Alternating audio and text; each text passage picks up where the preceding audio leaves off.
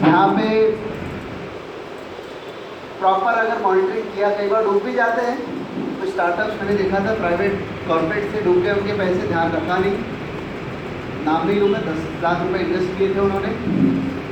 Again profit model नहीं था, business model अच्छा था, प्रॉफिट मॉडल नहीं था। आज स्कॉलरशिप बांट रहे हैं बच्चे, BNIT के थे, इंटेलेक्चुअल बच्चे थे। अगेन मैं बोल रहा हूँ, फेल कहाँ हुए, यही सब गणित में फेल हो गए। मैंने उनसे यही पूछा, सरप्राइजिंगली जिस दिन मेरे से मीटिंग हुई इसके अगले दिन डिक्लेयर कर दिया उन्होंने कि स्टार्टअप बंद कर रहे तब तक 2 साल तक चल रहा था उनका बराबर। मैं यही पूछा कि आपका प्रॉफिट, अभी तो चलो लोगों ने जो 10 लाख 15 20 लाख रुपए इन्वेस्ट किए थे, अब एग्जॉस्ट होने में आ गए, अब कहाँ से पैसे आएंगे? बोले सर वो सोचते हैं, अभी कहाँ सोचने का टाइम है, जब तू थिंक अबाउट, या तो हाँ होगा या ना होगा, बीच का कुछ नहीं है।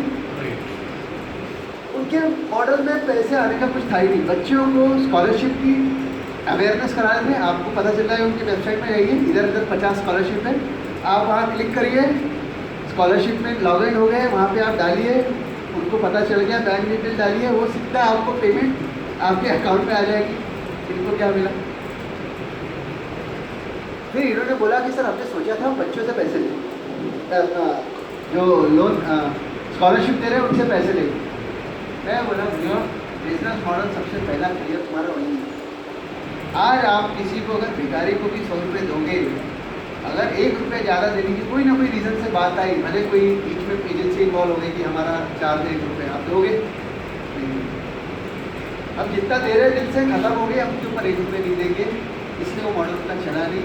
उनको उल्टा करना चाहिए था कि जिस बेनिफिशियरी को 100 रुपये मिल रहे हैं उनसे 5 रुपये चार्ज करने चाहिए थे। 95 रुपये मेरे को तो फुकट के मिल रहे हैं, मैं कभी भी मना नहीं करता। अगेन प्रॉफिट मॉडल नहीं था, बिजनेस फेल। अब आते हैं कॉर्पोरेट फंडिंग। ऐसे कई लोग मिल जाते हैं, कोशिश करेंगे मॉडल अच्छा रहेगा तो आपके लोकल एरिया में जो आपके जान पहचान लोग हैं उनके आपको पैसे दे देते हैं उनके कॉर्पोरेट्स के थ्रू। क्राउड फंडिंग में आप लोगों को ज़रूरत नहीं है, फिर भी एक आइडिया के लिए बता दे रहा हूँ। ये क्या करते हैं, बेसिकली किसी कॉज के लिए पैसे जमा करते हैं, तो ये नंबर गेम में काम करते हैं। जैसे आपके अभी हॉस्पिटल में है, किसी को कैंसर हो गया, 10 लाख रुपए चाहिए, तो ये ऐसे 100, 200, 500, 1000 लोग पकड़ेंगे जो 100 रुपये क्राउड फंडिंग में, ये एक्सपर्टीज होती है, इनका बिजनेस होता है, उसमें से लाते हैं और आपको ये सिंपल चैरिटेबल वे में पैसे आते हैं। यहाँ कस्टमर या इन्वेस्टर को 1 रुपये की जरूरत नहीं होती कि पैसे आपको वापस मिलेंगे। फिर भी रिलेवेंट था, फंडिंग से रिलेटेड मैं आपकी जानकारी के लिए आपको बताऊँ, आपके लिए रिलेवेंट है जब तक आप चैरिटेबल बिजनेस में नहीं है, चैरिटेबल उसमें नहीं है। बैंक लोन अब बहुत इम्पॉर्टेंट है। इसमें जो मैंने स्टडी किया था वो आपको यहाँ पे मैं पास कोशिश करने करूँगा, बाकी डिटेल में लगे तो इसके ऊपर भी एक दिन पूरा दिन रख सकते हैं, इतना बड़ा टॉपिक है। एक तो PM मुद्रा लोन है, पता चला होगा 2-3 दिन पहले ही अनाउंसमेंट हुई थी, कुछ 12 करोड़ लोगों को 6 लाख करोड़ रुपए का लोन बांटा है। वेबसाइट पे भी है, आप जाके देख सकते हैं। बड़ा अच्छा लग रहा है फिगर। 6 लाख को 12 लाख से डिवाइड करोगे तो आएगा 50,000 रुपये का लोन इंडिविजुअली मिला है। इसमें मैं ये देखता हूँ ज़्यादातर लोगों को जो फंडिंग हुई है, वे भी जो छोटे मोटे अपने को शॉप्स दुकान लगाना चाहते हैं, ऐसे लोगों को फंडिंग हुई है। किसी भी स्टार्टअप को फंडिंग सब्सटेंशियली मैं बोलूँगा नहीं है।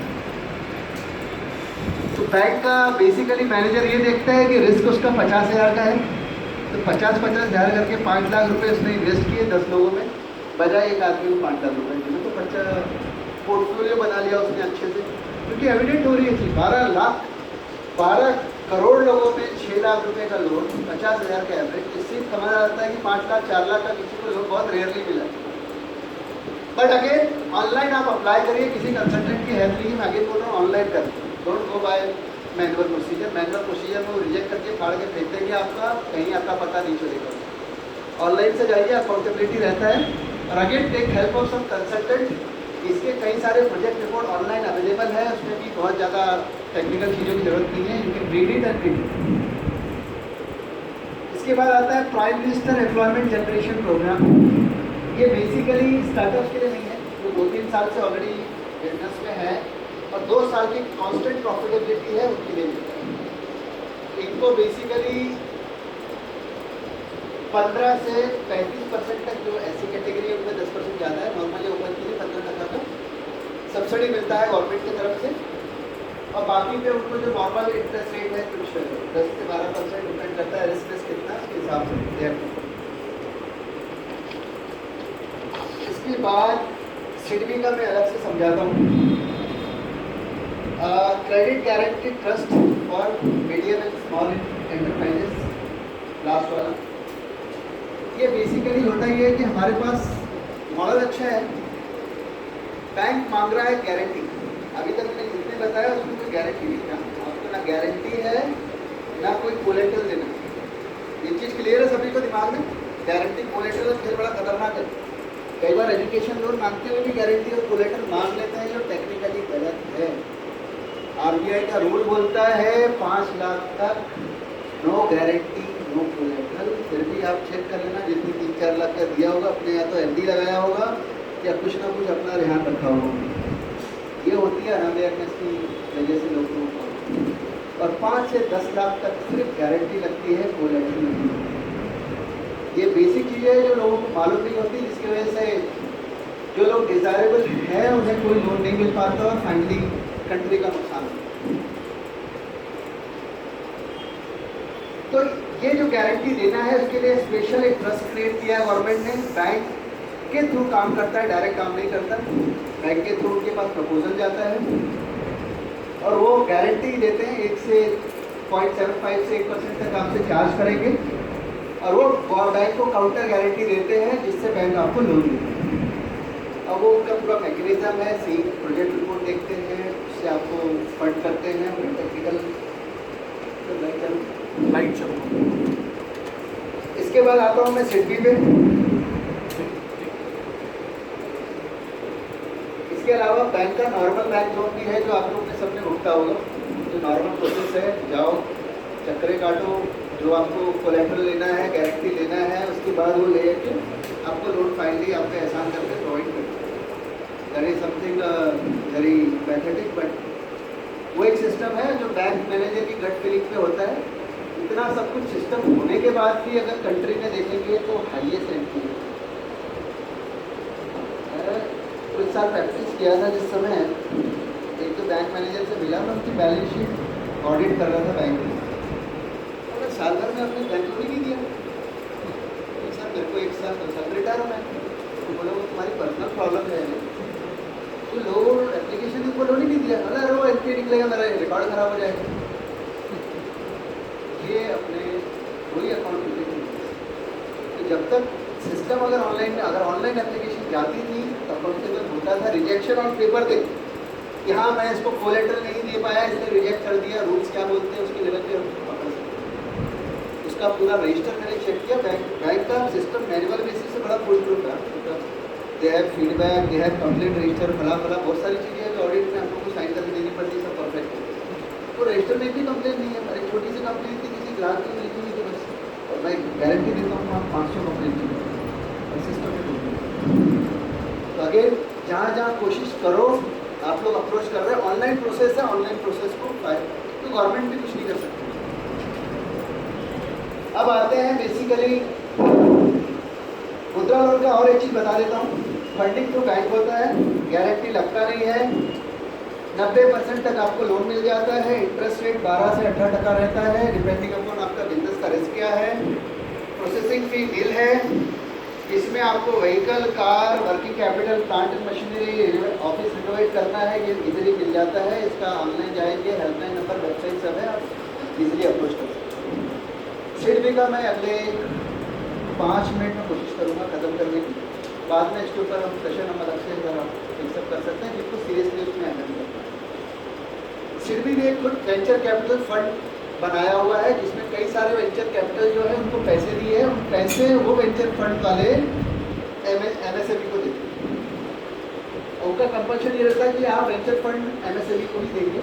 तो सिडबी वेंचर कैपिटल फंड जो सेटअप करी है, थ्रू एमएसएमई को डायरेक्ट न देते हुए वेंचर कैपिटलिस्ट को देते हुए फंड प्राइवेट करती है। प्रपोजल अगेन थ्रू सिडबी जाता है। नेक्स्ट है TEX फंड।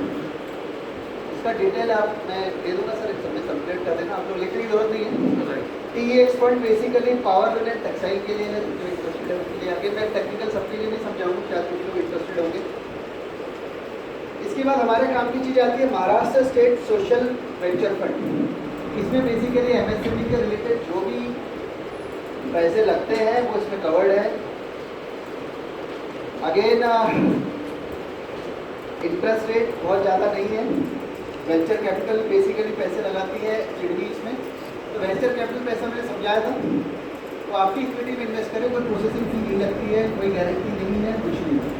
हाँ, मॉडल प्रोजेक्ट रिपोर्ट आप कितना समझते हो अपने बिजनेस को, वो चीज़ पे जरूर आपसे बुलाएंगे, इंटरव्यूज लेंगे, आपको समझेंगे और उनका गट फीलिंग आएगा तो देने की। ये बेसिकली इन्वेस्ट करते हैं इनोवेटिव बिजनेस मॉडल, जैसे new products technology which will provide social economic and environmental benefit to the people of Maharashtra. Social economic मतलब समझ लो कि फार्मर्स का आमदनी बढ़ रही है, इट इज इकोनॉमिक। एनवायरमेंटल में जितनी भी त्रासदी हो रही है, वेस्ट मैनेजमेंट पे आपने किया था, एनवायरमेंट सेव कर रहा है, उस पर दे सकते हैं। फिर आता है education, renewable energy, agriculture, food processing, energy, clean energy, green technology, light, medical devices, bio medical, water and related technology consumption, ऐसे लिस्ट आउट किए हुए हैं। आपकी जो नीड होगी इसके स्पेसिफिक आई थिंक अगर इस चीज़ों को आप चेक करेंगे तो ज़्यादा रिलेवेंट लगेगा। अदरवाइज सिंपल है, अगर हम स्टार्टअप चालू कर रहे हैं तो उनके लिए ईजिली बैंकिंग एजेंसी के थ्रू लोन थ्रू कंसल्टेंट मिल जाए, यदि 1% लगेगा बट नहीं। अब Q&A पे आते हैं। तो और फंडिंग के लिए मैं बोलूँगा आप लोग को अगर ज़्यादा डिटेल में समझना है तो स्पेसिफिक सेशन ले सकते हैं, तो आपको डिटेल में आइडिया देंगे। Now we come to Q&A point. जैसे कि आपके कोई सवाल है तो फटाफट आप पूछिए। और दूसरा, जिसको भी ये फ्री हेल्प चाहिए, मेंटरिंग चाहिए, मैंने फॉर्म दिया है सेकंड सर को, आप लोग फिलअप करके दे देना, सो दैट मुझे पता चले लिटरली कितने लोग इंटरेस्टेड हैं। क्योंकि बोलने में सब इंटरेस्टेड लगेंगे, मेरा समय जाता है, आई वांट सीरियस पीपल। और जो ओवर द पीरियड सीरियस नहीं दिखेगा, आई विल नॉट कंटिन्यू करना। मैं अपनी मेहनत इसलिए करने को तैयार हूँ कि जो लोगों में प्रतिभा है, जो लोगों में टैलेंट है बट गाइडेंस नहीं है, मेंटरशिप नहीं है, उन लोगों को मैं हेल्प करूँगा। जिनमें नहीं है उनको ओवर द पीरियड में आइसोलेट करूँगा। फॉर्म सर को दिया, भर के दे दीजिएगा। ऐसे लोग मेरे सिस्टम में आ जाएंगे, उनको जब बुलाना है मैं बुलाता हूँ। मे भी एक साथ बुला लेंगे या 1 to 1 के लिए आप